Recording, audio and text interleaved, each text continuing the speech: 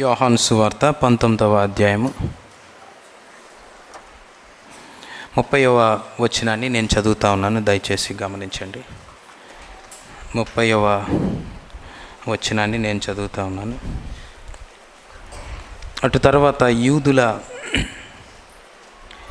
భయము వలన రహస్యముగా యేసు శిష్యుడైన అరిమతయ యోసేపు తాను యేసు దేహమును తీసుకొని పోవుటకు పిలాతు నొద్దకు సెలవడిగాను.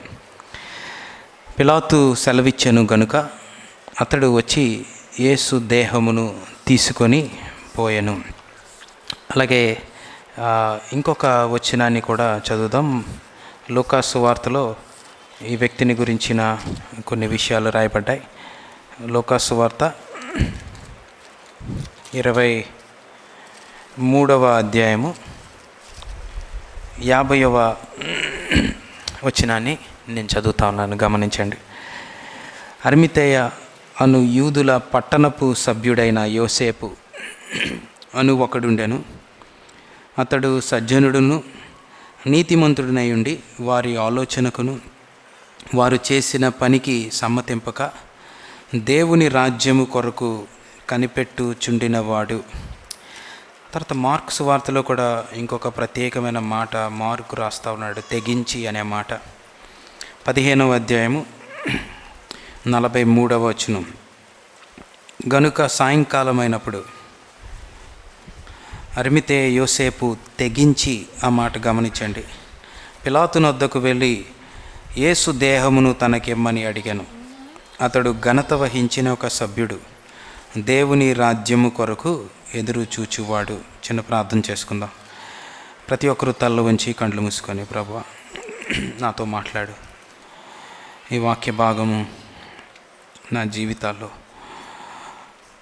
నా అంతరంగములోనికి వెళ్ళి గొప్ప కార్యం చేయడానికి రెండంచులు గల నీ వాక్యమును నా హృదయములోనికి పంపించి నన్ను ఈ దినం మీరు బలపరచండి ప్రభువా, ధైర్యపరచండి. పరిశుద్ధడానికి వందనాలు. ఈ దినం ఇక్కడ ఉన్న ప్రతి ఒక్కరిని నీ దయగల హస్తాలకు అప్పగిస్తూ ఉన్నాను. అరిమతయ యోసేపు నీ కొరకు ఎలా తెగించాడో ప్రభువా, తన జీవితంలో తన బలహీనతలన్నీ ఎలా జయించాడో మేము మా జీవితాలన్నీ పరిశుద్ధాత్మ శక్తికి మేము అప్పగించుకొని మా శక్తి మీద మేము ఆధారపడకుండా ప్రభువా, మమ్ములను మేము తండ్రి చూసుకోకుండా నీ వైపు చూడడానికి నీ శక్తి మీద ఆధారపడినప్పుడు మా జీవితాల్లో గొప్ప కార్యాలు జరుగుతాయని, అలాంటి గొప్ప భక్తిలోనికి సిలువ శక్తిలోనికి మమ్మల్ని నడిపించమని ప్రార్థన చేస్తా ఉన్నాం. ప్రతి ఒక్కరి హృదయము నీ స్వాధీనంలో ఉంచండి ప్రభువా. మా గొప్పతనం కాదు, మా భక్తి కాదు ప్రభువా, నీ మహా దయను బట్టి దినం నీ మహాకృపను బట్టే మాతో మాట్లాడండి. ప్రతి ఒక్కరి హృదయము నీ ఆత్మ స్వాధీనంలో ఉంచుకోమని యేసు నామములో ప్రార్థించి వేడుకొనిచున్నాం తండ్రి, ఆమేన్. ఈరోజు ఒక 3 అంశాలు మనం ధ్యానించుకోబోతా ఉన్నాం అరిమతయ యోసేపు జీవితం నుండి.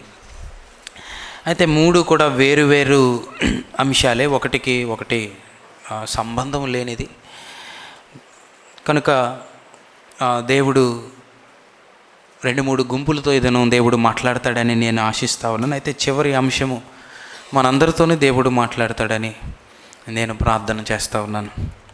మొట్టమొదటి అంశము దేవుని సహాయము. చెప్దామండి. మొట్టమొదటి అంశము దేవుని సహాయము. రెండవది మానవుని బలహీనత. రెండవది చెప్దాం, మానవుని బలహీనత. మూడవది సిలువ శక్తి. సిలువ శక్తి. మొట్టమొదటిది దేవుని సహాయము. మీరు సిలువ గురించి మనం ఎప్పుడు విన్నా, అరిమతయ యోసేపు అనే వ్యక్తి గురించి మనం ఎక్కడ విన్నాం ఎక్కువ. ఎందుకంటే ఎక్కువ వచనాలు రాయబడలేదు, ఒక 3-4 వచనాలు మాత్రమే రాయబడ్డాయి. ఆ తర్వాత ఎప్పుడు ముందు ఎప్పుడు కనబడలేదు. యేసు ప్రభు దేహాన్ని పిలాతు దగ్గరికి వెళ్ళి అడిగినప్పుడు కనబడతాడు. మరలా ఆ తర్వాత ఎక్కడ కూడా మనకి కనబడ్డు. అయితే ఈ కొద్ది సందర్భంలో ఉన్న ఈ వ్యక్తి జీవితం చాలా గొప్ప ఆత్మీయ పాఠాలు మనకి నేర్పిస్తూ ఉంది. మొట్టమొదటిది దేవుని సహాయము. అరిమతయ యోసేపు జీవితానికి సంబంధించింది కాదు, ఆ తర్వాత మనం ధ్యానిస్తాం. యేసు ప్రభుని సిలువ వేసినప్పుడు జాగ్రత్త వినండి. సిలువ మరణము, సిలువ మీద చనిపోయాడు, ప్రభుని దించారు కిందకి. తీసుకెళ్ళి సమాధిలో పెట్టారు అనేది మనం వింటాం. అలా జరగలేదు. సిలువ మీద ఒక వ్యక్తి చనిపోయినప్పుడు ఆ వ్యక్తిని సిలువ మీదే ఉంచేసేవారు ఆ రోజుల్లో. సిలువ మరణములో అది కూడా ఒక భాగం. సిలువలో చనిపోయిన వ్యక్తిని అలా ఉంచినప్పుడు ఆ వ్యక్తి సిలువలో అలా వేలాడుతూ ఉంటాడు. ఆ శవం అక్కడే ఉండిపోద్ది. కనుక దాన్ని పక్షులు వచ్చి తింటాయి. అది కుళ్ళిపోయిన పరిస్థితికి వెళ్ళిపోతుంది. కనుక సిలువ మరణం ఒక భయంకరమైన పరిస్థితి అయితే, దాని తర్వాతది ఇంకా భయంకరమైన పరిస్థితి. ఇంకా అక్కడికి వెళ్ళి ఎవరు చూడలేని పరిస్థితి. కనుక అరిమతయి యోసేపు పిలాతు దగ్గరికి వెళ్ళాడు. మీరు గమనిస్తే సిలువ దగ్గర ఎవరూ లేరు ఆ రోజు. శిష్యులందరూ వెళ్ళిపోయారు. యేసు ప్రభుని విడిచిపెట్టి 11 మంది వెళ్ళిపోయారు. యోహాను ఒక్కడే ఉన్నాడు, చిన్నపిల్లాడు. మిగతా కొంతమంది స్త్రీలు ఉన్నారు. వారు కూడా అక్కడ ఉండి ఏమీ చేసే పరిస్థితి లేదు. ఇంకొక ప్రాముఖ్యమైన విషయం ఏంటంటే, ఆ మరుసటి రోజు వారికి విశ్రాంతి దినం. విశ్రాంతి దినం మరుసటి రోజు ప్రారంభం అవ్వదు. ఆ ముందు రోజే అనగా శుక్రవారం సూర్యుడు అస్తమిస్తాడనగా ఇంకొక 20 నిమిషాల ముందు ప్రారంభం అవుతుంది. అందుకే సిద్ధపరచు దినం కనుక వారు సుమారు ఒకవేళ సూర్యుడు 6:30కి 6:20కి అస్తమిస్తే 6 గంటలకల్లా ఎవరి గృహాల్లో వారు ఉండాలి. ఇంకెవరు బయట తిరగడానికి వీల్లేదు. ఒకవేళ తిరిగితే ఆ దేశంలో ఉన్న చట్ట ప్రకారం వారిని చంపేసే పరిస్థితి. యేసు ప్రభు ప్రాణం విడిచేసరికి మధ్యాహ్నం 3 అయింది. ఆ తర్వాత చీకటి పడింది, భూకంపం వచ్చింది. తర్వాత ఆయన చనిపోయాడో లేదో పరీక్షించడానికి ఈ పరిస్థితి అంతా ఇంకొక గంట పట్టి ఉంటుంది. 4 అయిపోయింది. తర్వాత మిగతా దొంగలు చనిపోయారో లేదో వారిని కొట్టి పరిస్థితి సుమారు 5 అయిపోయింది. ఇంకొక గంట మాత్రమే ఉంది. గమనించండి, ఆ గంటలో యేసు ప్రభు యొక్క దేహాన్ని కిందకి దింపకపోతే మీరు జాగ్రత్తగా ఆలోచించాలి. ఇది మనం వింటున్నప్పుడు ఆ సిలువ దృశ్యాన్ని మనం మన హృదయాల్లో, మన మనసుల్లో దాన్ని ఆలోచించుకున్నప్పుడు మనకి బాగా అర్థమవుతుంది. అక్కడ ఆ స్త్రీలందరూ కూడా ఏడుస్తూ ఉన్నారు. వారికి ఉన్న దుఃఖంలో ఒక భయంకరమైన దుఃఖం ఏంటంటే, ప్రభువుని సిలువలు ఎలా విడిచిపెట్టగలం? ఒకవేళ మరుసటి రోజు విశ్రాంతి దినం కాకపోతే వారి బహుశా రాత్రి అక్కడే ఉండి ఏ కాకులు లేకపోతే ఏ మృగాలు రాకుండా కాపాడి ఉండేవారేమో. కానీ వారు ఉండలేని పరిస్థితి. అలాంటి సమయంలో అంటే చాలా క్లిష్టమైన పరిస్థితి.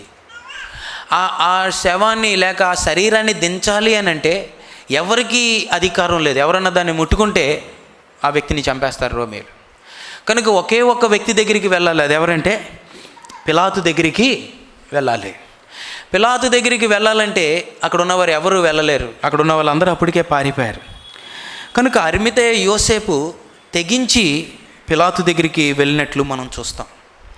వెళ్ళి యేసు దేహమును నాకు ఇమ్ము అని అడిగాడు. చాలా బ్రతిమలాడాడు. కనుక పిలాతు దగ్గరికి వెళ్ళి అడిగి మళ్ళీ పరిగెట్టుకుంటూ వచ్చాడు. ఆ రోజుల్లో సిలువ మీద నుంచి దింపడం అనేది చాలా కష్టం. కనీసం మేకు, యేసు ప్రభుని కొట్టిన మేకు 1 అడుగు పొడుగుంటుందని అంటారు. ఎందుకంటే సిలువ మ్రానే ఒకవేళ ఎంత ఉండుంటే చేతిలో నుంచి మ్రాన్లోంచి బయటికి వెళ్ళాలి.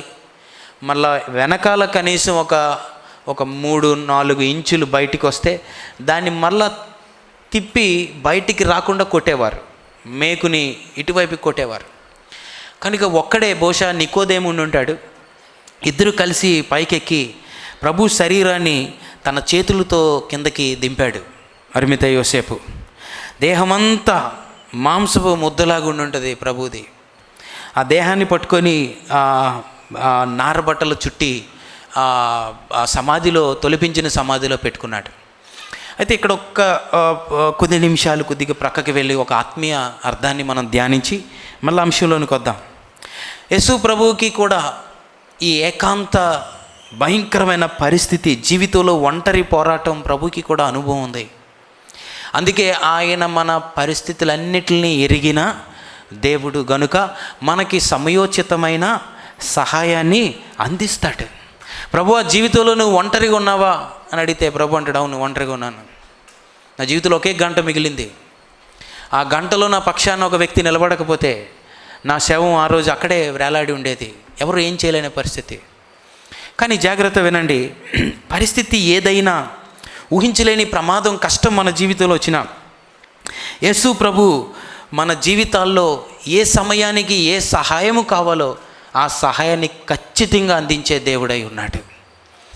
ఆయన ఆ సమయంలో మనలను విడిచిపెట్టే దేవుడు కాదు. ఆయన సిలువ మీద వేలాడుతూ ఉన్నా కూడా ఆయన పని ఆయన చేసుకున్నాడు. ఆయనకి ఎవరొచ్చి ఆ శరీరాన్ని దింపాలో ఆయన ముందుగానే ఏర్పరచుకున్నాడు. కనుక అరిమతయి యోసేపు ఎలాగో ప్రత్యక్షమయ్యాడో మన జీవితాల్లో చాలా పరిస్థితుల్లో యేసు ప్రభు లేక ఆయన సహాయాన్ని మన జీవితాల్లో పంపిస్తాడు. ఒకవేళ ఈ ఉదయకాలం ఎవరైనా ఇక్కడ కూర్చొని నా జీవితంలో పరిస్థితి ఏంటి అన్నట్లు, లేకపోతే ఇంకా ఒకే గడియ ఉంది యేసు ప్రభు జీవితంలో, ఈ స్త్రీలందరికీ భయంకరమైన ఆందోళన, వేదన, వీటన్నిటి మధ్య ఎక్కడి నుంచి సహాయం వస్తుందో తెలియదు, దేవుడు ఎలా పంపిస్తాడో తెలియదు. ఇక్కడ కూర్చున్న చాలామందికి అనుభవం ఉండి ఉంటుంది.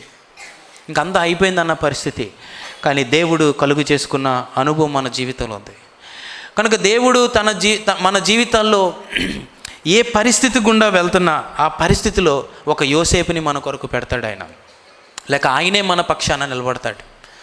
ఇశ్రాయేలీలు ఐగుప్తుకి వెళ్ళినప్పుడు కరువు పరిస్థితి వచ్చినప్పుడు యోసేపుని పెట్టాడు. బైబిల్లో ఈ యోసేపు అనే పేరున్న వ్యక్తులందరూ కూడా ఆపదల్లో ఆదుకున్నవారే. యేసుప్రభు పుట్టకముందు మరియను ఒకవేళ రాళ్లతో కొట్టి చంపేదురు, కానీ యేసుప్రభు పుట్టకముందు యోసేపుని దేవుడు వాడుకున్నాడు. యేసుప్రభు చనిపోయిన తర్వాత యోసేపుని మరలా అరిమతయి యోసేపుని దేవుడు వాడుకున్నాడు. ఒక సందర్భం చెప్పి మనం ముందుకు వెళ్దాం.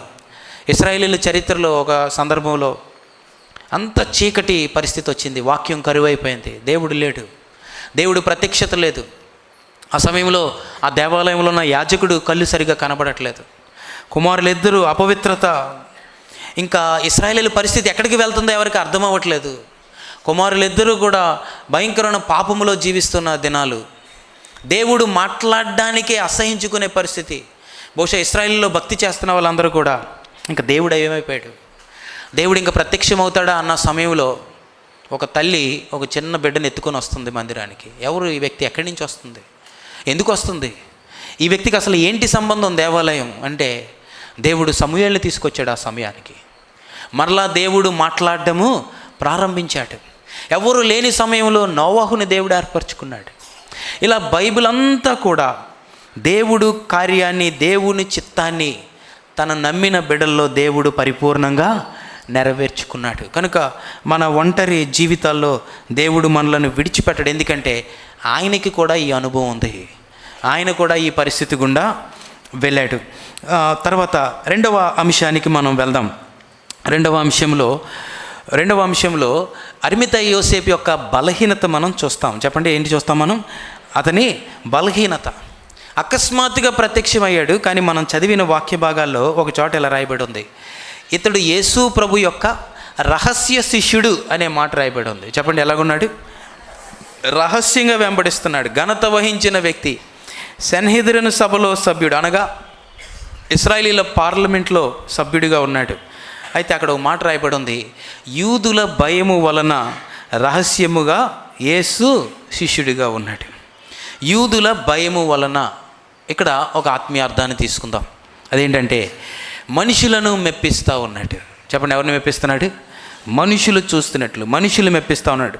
గమనించండి, మనుషుల్ని మెప్పించేవాడు దేవుని చిత్తాన్ని చేయలేడు. చెప్పండి, ఈ మాట చెప్పండి. మనుషుల్ని మెప్పించేవాడు దేవుని చిత్తాన్ని చేయలేడు. ఎందుకంటే మనుషుల్ని మెప్పించే వ్యక్తి దేవుని వైపు చూడ్డు, మనుషులు ఏమనుకుంటున్నారో ఆలోచిస్తాడు. ఆ వ్యక్తి ఎప్పుడు కూడా దేవుడు ఏమనుకుంటున్నాడో ఆలోచించడు. ఇది ప్రతి అడుగులో కూడా మన జీవితంలో కనిపిస్తుంది. వింటున్నారు జాగ్రత్తగా? దేవుడు నన్ను చూస్తున్నాడు అనుకునే వ్యక్తి ఒకలాగా మాట్లాడతాడు, దేవుడు నన్ను చూడట్లేదు మనుషులు చూస్తున్నారన్న వ్యక్తి ఇంకొకలా మాట్లాడతాడు. వాడిలో వేషధారణ కనబడిపోతుంది, అది మనుషులకు తెలియకపోవచ్చు. దేవుడు నన్ను చూస్తున్నాడనే వ్యక్తి ఒకలాగా తయారవుతాడు, మనుషుల కొరకు జీవించే వ్యక్తి ఇంకొకలాగా తయారవుతాడు. దేవుని కొరకు దేవుడు నన్ను చూస్తున్నాడు అనుకున్న వ్యక్తి స్నేహాలు ఒకలాగా ఉంటాయి, మనుషులు చూస్తున్నారు అనుకునే వ్యక్తి లేనిపోయిన ఘనతల కొరకు అనవసరమైన స్నేహాలు వైపు వెళ్తాడు. వింటున్నారు జాగ్రత్తగా? ఇది ప్రతి అడుగులో ఉంటుంది, ఇది ప్రతి తలంపులో ఉంటుంది. దేవుడు నన్ను చూస్తున్నాడు అన్న వ్యక్తి వెంటనే తన తలంపును దేవుడికి తీసుకెళ్ళి అప్పగిస్తాడు. ఎందుకంటే ఆ వ్యక్తికి తెలుసు, దేవుడి శక్తి లేకుండా నా జీవితంలో నేను ఏది చేయలేను, చేయకూడదు అనేది కూడా తెలుసు. అందుకే గమనించండి, పేతురు జీవితంలో విఫలమైపోవడానికి కారణం ఏంటంటే తను చేసిన నిర్ణయాలన్నీ కూడా మనుషులు చూస్తున్నారని చేశాడు. అందుకే చిన్న పిల్లకు కూడా ఏమైపోయాడు చెప్పండి, భయపడిపోయాడు. అందుకే మనుషులు ఏమనుకుంటున్నారు అనే వ్యక్తి, జాగ్రత్త వినండి, స్వబుద్ధిని ఆధారం చేసుకుంటాడు. దేన్ని చెప్పండి? స్వబుద్ధిని ఆధారం చేసుకుంటాడు. అందుకే సామెతలనండి, నీ స్వబుద్ధిని నువ్వు ఆధారం చేసుకోను, నీ పూర్ణ హృదయంతో, నీ మనసు, నీ బలమంతటితో, నీ ప్రవర్తన అంతా ఎవరికి అప్పగించాలి? దేవునికి అప్పగించాలి. వింటున్నారు జాగ్రత్తగా? అందుకే మనుషులు చూస్తున్నారనే వ్యక్తులు త్వరగా నిర్ణయాలు చేస్తారు. అందుకే త్వరగా శోధనలో పడిపోతారు, త్వరగా ఉచ్చుల్లో పడతారు. కానీ దేవుడి కొరకు ఎదురు చూసేవారు అంత త్వరగా శోధనలో పడిపోరు. ఎందుకంటే వారు వెంటనే నిర్ణయాలు చేయరు. మీకు బైబిల్లో ఒక మాట, ఒక మంచి ఉదాహరణ ఏంటంటే ఎస్తేరు జీవితం. ఎస్తేరు వెంటనే బయలుదేరిపోయి రాజుగారి దగ్గరికి వెళ్ళిపోలేదు. ఒక మాట చెప్పింది, నేను వెళ్ళి ఏం చేసుకుంటాను? నేను ప్రార్థన చేసుకుంటాను. యవనస్తులు జాగ్రత్త వినండి, జీవితంలో మన నిర్ణయాలన్నీ ప్రక్కన పెట్టి దేవుని దగ్గరికి వెళ్ళి మోకరించి ప్రార్థన చేసుకునే వ్యక్తివైతే నీ జీవితంలో ఎప్పుడూ కూడా, నీ జీవితంలో అనవసరమైన ఒక్క అడుగు అపవిత్రత వైపు వెళ్లకుండా దేవుడు నిన్ను నడిపిస్తాడు, దేవుడు నీతో మాట్లాడతాడు. అందుకే ఈ అరిమతయి యోసేపు యేసు ప్రభుని వెంబడించలేకపోవడానికి కారణం ఏంటంటే ఎప్పుడు మనుషులు ఏమనుకుంటున్నారు, నేనంత గొప్ప వ్యక్తిని కదా, నేను ఈ పార్లమెంట్ సభ్యుడిని కదా, ఆయనకి పడుకోవడానికి కూడా ఇల్లు లేదు, ఆయన ఏదో ఒక వస్త్రాన్ని వేసుకొని తిరుగుతూ ఉన్నాడు, ఆయన చూడడానికి కూడా అంత గొప్పగా లేడు, ఆయనతో పాటు కలిసి నేను నడిస్తే నన్ను ఏమీ అనుకుంటారు, నా పరువు ఏమైపోతుంది, నా యొక్క స్థాయి ఏమైపోద్ది, నేను ఆయన స్థాయికి, ఆ కింద స్థాయికి నేను ఎలా దిగ్గలను అని ఆలోచించుకుంటా ఉన్నాడు. ఒకవేళ ఇక్కడ కూర్చున్న నువ్వు కూడా నీ జీవితం అంతా మనుషుల కొరకు జీవిస్తూ ఉంటే ఈరోజు మన హృదయాలు పరిశీలన చేసుకుందాం. మనం మన భక్తి చేసేది మొట్టమొదటిగా మనుషులు చూస్తున్నారని కాదు. ఎవరు చూస్తున్నారని చెప్పండి? దేవుడు చూస్తున్నాడని. దేవుడు చూస్తున్నాడనే వ్యక్తి దేవుని దగ్గరికి వెళ్ళి నిర్ణయాలు చేస్తాడు. సౌలు విఫలమైపోవడానికి కూడా కారణం అదే. సౌలు మనుషులు నా యొద్ద నుంచి వెళ్ళిపోతున్నారు, లేక అందరూ నా దగ్గర నుంచి పారిపోతున్నారు, అందుకే నేను భయపడి బలి అర్పించానంటే సమూయేలు వచ్చి అన్నాడు, దేవుడు నిన్ను విసర్జించాడు అన్నాడు. ఎందుకు విసర్జించాడు దేవుడు నన్ను అడిగాడు.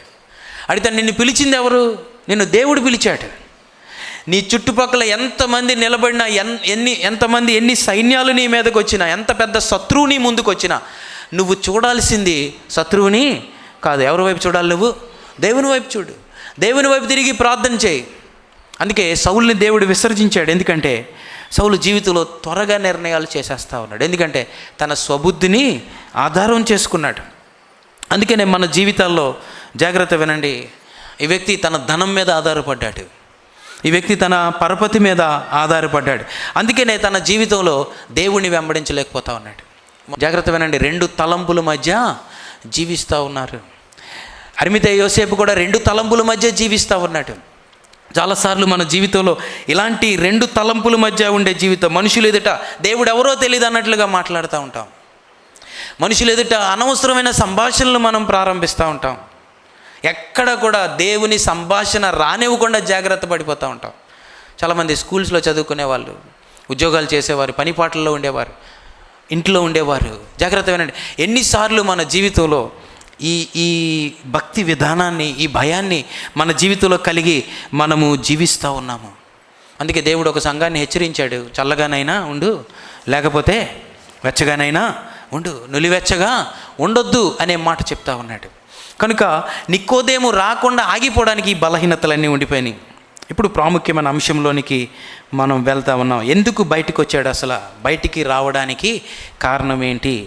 బయటికి రావడానికి కారణం ఏంటంటే మూడోది సిలువ శక్తి. చెప్పండి, ఈ మాట చెప్పండి, సిలువ శక్తి. సిలువ శక్తి అని అన్నప్పుడు నికోదేము దూరం నుంచి యేసు ప్రభుని చూస్తూ ఉన్నాడు, సిలువలో వేలాడుతున్న ప్రభుని. జాగ్రత్త వినండి, సిలువలో వేలాడుతున్న ప్రభుని చూసినప్పుడు నికోదేములో ఉన్న అన్ని భయాలు కొట్టివేయబడ్డాయి.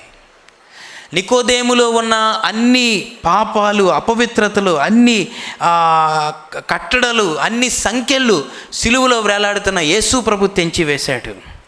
సిలువలో ప్రతి మాట గమనిస్తున్నాడు. జాగ్రత్త వినండి. మొట్టమొదటిది ప్రతి మాట గమనిస్తున్నాడు. అదేంటంటే దేవుని చిత్తానికి, దేవుని యొక్క ఉద్దేశాలకు యేసు ప్రభు ఎంత విలువ ఇచ్చాడో గమనించాడు. వింటున్నారు జాగ్రత్తగా ఈ మాట? యేసు ప్రభు తన ప్రాణం కంటే దేవునికి ఎక్కువ విలువనిచ్చి దేవుణ్ణి ఎక్కువగా ప్రేమించాడు. సిలువలో 30 కొరడా దెబ్బల కంటే, అవమానం కంటే, రాత్రంతా కొట్టడం కంటే, ముళ్ళ కిరీటం పెట్టడం కంటే, రాత్రంతా ఎగతాళి చేయడం కంటే, గమనించండి, వీటన్నిటికంటే యేసు ప్రభు ఏం చూస్తున్నాడంటే, తండ్రి నీ చిత్తమే నెరవేర్చబడాలి అనే ఆ గొప్ప అంశం అరిమతె యోసేపు గమనిస్తూ ఉన్నాడు. తన జీవితంలో ఈ అంశము తన హృదయాన్ని దొలిచేస్తూ ఉంది. నేనెప్పుడు నా చిత్తం చేసుకుంటున్నాను, నేను అనుకున్నదే చేసుకుంటున్నాను. కానీ సిలువలో వేలాడుతున్న ప్రభు, గమనించండి, సిలువలో వేలాడుతున్న ప్రభుని చూసినప్పుడు మొట్టమొదటిది అరిమతె యోసేపులో ఉన్న అహమంతా చచ్చిపోయింది. మొట్టమొదటిది ఏం జరిగింది చెప్పండి? అతని అహమంతా చచ్చిపోయింది. ఎందుకు అహం చచ్చిపోయింది? సిలువలో వేలాడుతున్న ప్రభు మామూలు వ్యక్తి కాదు. ఆయన దేవాతి దేవుడు. జాగ్రత్త వినండి ఇక్కడి నుంచి. ఆయన దేవాతి దేవుడు, ఆయన ప్రభువులకు ప్రభు, ఆయన రాజులకు రాజు, ఆయన మహాభీకరుడైన దేవుడు. ఆయన కంటే ఈ సర్వ సృష్టిలో ఇంకా గొప్ప వ్యక్తిత్వము కానీ, గొప్ప దైవము కానీ, ఆయన దేవుళ్ళకి దేవుడు. ఆయన కంటే గొప్ప వ్యక్తి ఎవరు లేరు. అలాంటి వ్యక్తి ఆ దినము సిలువలో ఒక దాసుడిగా వేలాడడం అరిమతె యోసేపు చూశాడు. అది చూసినప్పుడు తన ఘనతంతా, తన అహమంతా, నేను అనే స్వభావం అంతా తనకి అసహ్యమేయడం ప్రారంభమైంది. అరే, ఇంత గొప్ప దేవుడు తగ్గించుకున్నాడు, ఇంత గొప్ప దేవుడు, అంత భీకరుడైన దేవుడు తాను తగ్గించుకొని సిలువలో ఒక దాసుడిగా కనబడడానికి ఇష్టపడ్డాడు. నేనేంటి, నా జీవితం ఏంటి, నేను దేని వైపు వెళ్ళిపోతూ ఉన్నాను, తాను పరీక్షించుకునేటట్లు సిలువ తన జీవితంలో చేసింది. ఈరోజు సిలువ వైపు చూద్దాం. దేన్ని బట్టి అతిశయిస్తూ ఉన్నాం ఇక్కడ కూర్చున్నాం మన అందరం. వ్యక్తిగతంగా అందరూ పరిశీలించుకుందాం. ఒకసారి ప్రతి ఒక్కరూ సిలువ వైపు చూద్దాం. దేవాతి దేవుడు సిలువలో వేలాడినప్పుడు ఒక్క అణువు అహము కూడా అక్కడ కనబడలేదు. ఎక్కడ ఒక్క మాట కూడా ఆయన తిరిగి మళ్ళా పలకలేదు. అలాంటి గొప్ప సిలువ శక్తిని చూసినప్పుడు, జాగ్రత్త వినండి, నికోదేములో ఉన్న అహమంతా ఏమైపోయింది చెప్పండి? చనిపోయింది. ఇప్పుడు లోకం ఏమనుకున్నా పర్వాలేదు, ఇంకా మనుషులు ఏమనుకుంటారో పర్వాలేదు, నా ఉద్యోగం పోయినా పర్వాలేదు. నికోదేమంటున్నాడు, నాకు ఆ యేసు దేహము కావాలి, దేవునికి మహిమ కలుగును గాక, నేను బ్రతికితే అలా బ్రతకాలి. చిచ్చి, ఈ దౌర్భాగ్యమైన ఈ పరపతి ఇది ఎంతకాలం ఉంటుంది? ఇది కొంతకాలమే. నాకు కలిగిన ఈ గొప్పతనం ఎంత ఉంటుంది? ఇది కొంతకాలమే. బ్రతికితే ఆ యేసు ప్రభువులా బ్రతకాలి. అంత దేవుడే తగ్గించుకున్నప్పుడు నేను ఎందుకు హెచ్చించుకుంటున్నాను? నేను ఎటువైపు వెళ్తున్నాను అసలు జీవితంలో? నేను హెచ్చించుకుంటుంది దేవుని చిత్తమా కాదా? ఇవన్నీ ఆలోచించి పిలాతు దగ్గరికి బయలుదేరి వెళ్ళిపోయాడు. తెగించి అనే మాట ఉంది, బయలుదేరి వెళ్తున్నాడు. ఎందుకంటే నాకు యేసు దేహము కావాలి, నేను యేసు ప్రభువులాగా జీవించాలి. గమనించండి, తెగించి అనే మాట మనకు అర్థం అవ్వాలంటే, ఒకసారి ఒక యజమానుడు దగ్గర ఒక దాసుడు లేక బానిస ఉండేవాడట. ఆ బానిస చాలా కాలం పనిచేసినప్పుడు యజమానుడు ప్రభువుని నమ్ముకున్నాడు. వింటున్నారు జాగ్రత్తగా? యజమానుడు ప్రభువుని నమ్ముకున్నప్పుడు బానిసకి స్వేచ్ఛ ఇచ్చి పంపించేశాడు. నువ్వు సువార్త ప్రకటించడానికి వెళ్ళిపోయాడు సువార్త ప్రకటించడానికి. ఒకరోజు నీరో చక్రవర్తి ముందు నా యజమానుడు నిలబడతాడని తెలిసి, యజమానుని సిలువేస్తారని తెలిసి, ఆ బానిస ఎక్కడో ఏదో దేశంలో ఉన్నాడు. ఎవరో చెప్పారు, నీ యజమానుడిని నీరో చక్రవర్తి సిలువేస్తా ఉన్నాడు. చరిత్రలో జరిగింది. పరిగెట్టుకుంటూ వచ్చేసరికి అప్పటికే నీరో చక్రవర్తి యజమానిని సిలువేసేసాడు. యజమానిని సిలువేసిన తర్వాత ఈ బానిస ఒక్కడే పరిగెట్టుకుంటూ నీరో చక్రవర్తి దగ్గరికి వెళ్ళాడంట. ఎందుకంటే సిలువలో వేలాడుతున్నాడు. ఆ శవాన్ని దింపకపోతే ఇందాక మనం అనుకున్నట్లు పక్షులు కాకులు వచ్చి ఏం చేస్తా చెప్పండి? తింటాయి. పరిగెట్టుకుంటూ వెళ్ళి నీరోని అడిగాడంట, అయ్యా ఆ శవాన్ని నాకు ఇస్తావా? ఆ శవాన్ని నేను ఇంటికి తీసుకెళ్ళి పాతి పెట్టుకుంటానంటే నీరో అడిగాడంట, నీకు ఆయనకి సంబంధం ఏంటి? అప్పుడు ఈ దాసుడు అన్నాడంట, ఆయనకి నాకు ఏ సంబంధం లేదు, ఒకే ఒక సంబంధం ఏంటంటే మేమిద్దరం క్రీస్తు రక్తము చేత కడగబడ్డాం, క్రీస్తులో మేమిద్దరము సహోదరులము. వెంటనే అన్నాడంట, ఈ వ్యక్తిని కూడా తీసుకెళ్ళి సిలువ వేసేయండి వాడి పక్కనే అన్నాడు. ఆ వ్యక్తిని కూడా తీసుకొని సిలువ వేశారు. తెగించి అనే మాటలు అంత గొప్ప అర్థం ఉంది. జాగ్రత్త వినండి. ఊరికినే వెళ్ళిపోయి పిలాతు నాకు దేహం ఇచ్చే అంటే పిలాతు ఏమి ఇచ్చేసే పరిస్థితి లేదు అక్కడ. పైగా యూదులందరూ అతనికి వ్యతిరేకమైపోతారు. స్త్రీలో వేడాడిన ప్రభువే, జాగ్రత్త వినండి, ఆ ప్రభు కొరకు జీవితం అంతా తెగించేశాడు. ఎందుకంటే సిలువులో అంత గొప్ప శక్తిని ఆ దినం చూసిన తర్వాత ఇంకా జీవితం ఎందుకు, ఈ అహం ఎందుకు, ఈ బ్రతుకెందుకు, లోకం కొరకు నేను ఎందుకు జీవించాలి, ఇక్కడతో ఈ జీవితం ఇంకా నాకు చాలు, బ్రతికితే యేసు ప్రభు కొరకు బ్రతకాలి, ఆయన దేహము నాకు కావాలి. పిలాతు, ఆయన దేహము నాకు ఇస్తావా, ఆయన దేహాన్ని నాకు ఇస్తావా? జాగ్రత్త వినండి, సిలువు మీద వేలాడుతున్న ప్రభు వ్యక్తిత్వమే మన ధ్యేయమై ఉండాలి జీవితంలో. సిలువు మీద వేలాడుతున్న ప్రభు వ్యక్తిత్వమే నిజమైన క్రైస్తవునికి మాదిరి. క్రైస్తవుడు అని అన్నప్పుడు అద్భుతాలు చేసే యేసుప్రభుని చూడొద్దు. క్రైస్తవుడు యేసుప్రభుని వెంబడించే వ్యక్తి అని అన్నప్పుడు ఆశ్చర్యకార్యాలు అద్భుతాలు పొందుకున్న వ్యక్తిని చూడొద్దు. యేసు ప్రభుని వెంబడిస్తున్న వ్యక్తి అని అన్నప్పుడు సిలువు మీద వేలాడుతున్న యేసు ప్రభుకి క్రైస్తవునికి ఏ తేడా ఉండకూడదు అనేది బైబిల్ సెలవిస్తూ ఉంది. అలా మనం జీవించాలంటే, అలాంటి సహనం కలిగి బ్రతకాలంటే, అలాంటి ప్రేమ కలిగి బ్రతకాలంటే ఇక్కడ కూర్చున్న ఎవ్వరి వలన అవేది కాదు. విశ్వాసముతో ఈరోజు ప్రార్థన చేస్తే పరిశుద్ధాత్మ శక్తి చేత దేవుడు నింపుతాడు. అప్పుడు నిజమైన క్రైస్తవునిగా మనం జీవించడానికి పరిశుద్ధాత్మ దేవుడు మనకి సహాయము చేస్తాడు. ఆ సిలువ శక్తే మనల్ని పరిపూర్ణతలోనికి నడిపిస్తుంది. ఒకవేళ ఇక్కడ కూర్చొని ఉన్నావు, లోకాన్ని బట్టి అతిశయిస్తూ ఉన్నావేమో, లేకపోతే ఏదైనా స్నేహాన్ని బట్టి అతిశయిస్తూ ఉన్నాము, లేకపోతే కలిగిన దాన్ని బట్టి, ఆస్తిని బట్టి, అంతస్తులు బట్టి అతిశయిస్తూ ఉన్నామేమో. నికోదేము, అరిమతయి యోసేపు మనతో మాట్లాడుతున్నాడు. నాకు కూడా చాలా ఆస్తి ఉంది, నాకు కూడా చాలా గొప్ప పరిపతి ఉంది, ఒక దేశానికి దేశ పార్లమెంట్లో నేను సభ్యుడిని, కానీ నేను సిలువను చూసినప్పుడు నా జీవితంలో అహమంతా ప్రక్కకు వెళ్ళిపోయింది. దేవాతి దేవుడు, సర్వసృష్టిని సృష్టించిన దేవుడు, మహాభీకరుడైన దేవుడు సిలువలో దిగంబరిగా, ఒక దీనుడిగా తగ్గించుకొని, ఒక పనివానిగా, అసలు ఎక్కడ ఆయనలో ఏ స్వరూపము లేని వ్యక్తిగా సిలువలో వేలాడి ఆయన తగ్గింపుని నేను చూసినప్పుడు నాకున్న అహం అంతటిని నేనేం చేశానంటే నా అహాన్ని నేను విడిచిపెట్టి తెగించి ఎవరి దగ్గరికి వెళ్తున్నాడు చెప్పండి? పిలాతు దగ్గరికి వెళ్తున్నాడు. ప్రాణభయం పోయింది. ఇప్పుడు ప్రభు మరణాన్ని ఎలా ఎదుర్కొన్నాడో చూశాడు. అందుకే పిలాతు దగ్గరికి ముందు వెళ్ళి నిలబడ్డాడు. ఎలా అనుకుంటున్నాడు, నేను బ్రతికితే ఆ యేసు ప్రభులాగా నేను బ్రతకాలి, నాకు ఇంకా ఏ ఘనత వద్దు, ఎంత అవమానమైనా పర్లేదు, కానీ నేను సిలువ శక్తి చేత ఏం చేయబడాలి, నేను నింపబడాలి. మొట్టమొదటి సిలువ అరిమతయి యోసేపులో ఉన్న అహాన్ని ఏం చేసింది చెప్పండి? చంపేసింది. అతని గొప్పలన్నీ చంపేసింది సిలువ. ఎందుకంటే జాగ్రత్త వినండి, ప్రభు యొక్క మరణం అంత దీన స్థితిలో ఉన్న, అది భూమి మీద ఉన్న ఆస్తికి, భూమి మీద ఉన్న గొప్పతనాలు, భూమి మీద ఉన్న అన్ని సంపదల కంటే గొప్పది ఏంటంటే సిలువ మరణం. అందుకే పౌలు అన్నాడు, సిలువను గురించిన వార్త నశించుచున్న వారికి వెరితనము కానీ చెప్దాం, రక్షింపబడుచున్న మనకు దేవుని శక్తి. రెండవది, సిలువ ధైర్యాన్ని ఇచ్చింది. చెప్పండి, సిలువ ఏమిచ్చింది? మొట్టమొదటి చెప్పండి, సిలువ అహాన్ని చంపేసింది, నేను అనే స్వభావం చనిపోయింది. రెండవది, సిలువ ధైర్యాన్ని ఇచ్చింది. గమనించండి, చాలా ప్రాముఖ్యమైనది. ప్రభు బోధలు తెలుసు నీకు, అరిమతయి యోసేపుకి, వింటున్నారు జాగ్రత్తగా. ప్రభు యొక్క అద్భుతాలు తెలుసు, ప్రభు యొక్క ఆ శక్తి ఆయనకి తెలుసు, స్వస్థతలు తెలుసు. ఇవన్నీ తెలిసినా సరే రహస్యముగానే ఉండిపోయాడు. వింటున్నారా? ఏమేమి విన్నాడు చెప్పండి? యేసుప్రభు యొక్క అద్భుతాలు బాగా తెలుసు, యేసుప్రభు బోధలు బాగా, అందుకే కదా రహస్య శిష్యుడిగా ఉన్నాడు. ఇన్ని విన్నా కూడా రహస్యంగానే ఉండిపోయాడు. ఎందుకు ఉండిపోయాడు? జాగ్రత్త వినండి. ఇప్పుడు ఎందుకు బయటకు వచ్చాడు?